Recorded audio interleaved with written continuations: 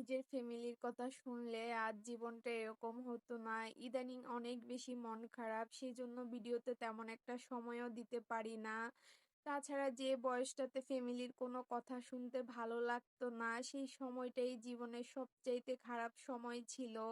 এখন প্রতিটা সেকেন্ডেই আফসোস করি কেন তখন সবার কথা শুনলাম না। আমার পরিবার তো আমার ভালোই চেয়েছে। যখন সময় খারাপ যাবে তখন সবাই সব দিক থেকে কথা শোনায়, তাই না? আমার হাসবেন্ডের সাপোর্টেই আমি এখনো বেঁচে আছি। না হয় মানসিক টর্চারে আগেই মরে যেতাম। একটা সময় না কখনো ফ্যামিলির কথা শুনতাম না, সেটা হচ্ছে আমার হাসবেন্ডকে পছন্দ করা নিয়ে।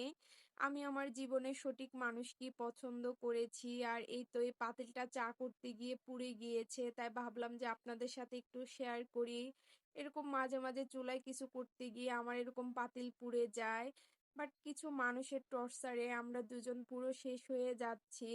ওয়াইফকে ভালোবাসা, সম্মান করা এসবই হচ্ছে আমার হাজবেন্ডের অপরাধ।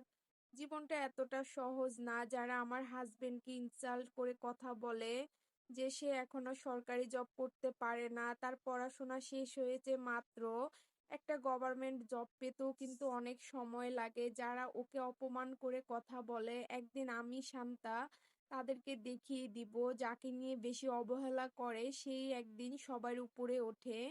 আমাদের মেন্টালিটি সাপোর্ট করার জন্য আমার পরিবার আছে, আমার নানা বাড়ির পরিবার আছে। আমার হাজবেন্ড সবার জন্যই অনেক করেছে, বাট দিন শেষে তাকে কথা শোনাতে ছাড়ে না সেসব মানুষগুলো।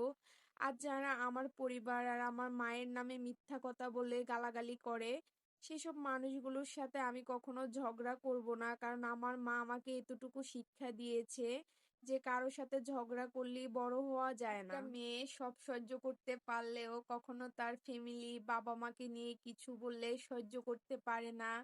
আমি তো কারো মা বাবাকে নিয়ে কিছু বলি না, যথেষ্ট শিক্ষা পেয়েছি বলি, আর বড়দেরকে সম্মান করি, কথা বলতে হয়। সবশেষে এতটুকুই বলবো, আল্লাহ যাতে এসব মানুষগুলোকে হেদায়েত দেয়। একটা কথায় আছে না, নিজে ভালো হলেই জগৎ ভালো। আমি নিজে ভালো হলেই তো সবাইকে ভালো মনে হবে, তাই না?